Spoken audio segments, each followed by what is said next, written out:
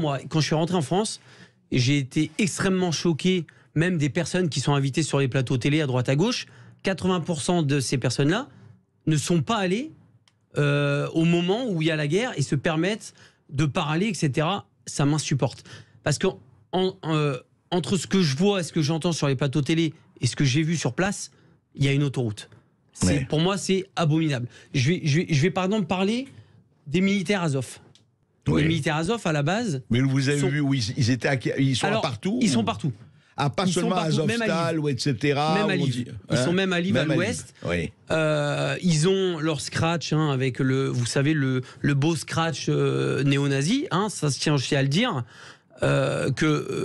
Pour moi, ce qui me choque énormément, c'est que l'Europe donne quand même de l'armement à des militaires, pour moi, néo-nazis, avec un sigle néo-nazi.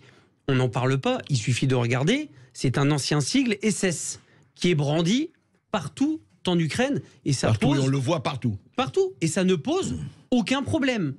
Moi, j'ai travaillé avec ces gens-là, je leur ai donné des médicaments, etc. Vous savez quelles étaient leurs conversations devant moi? Parce que je comprends un petit peu l'ukrainien et le russe, et beaucoup parlent anglais. Ils rigolaient de se dire que s'ils croisaient des juifs ou des noirs, qu'ils les dépeceraient.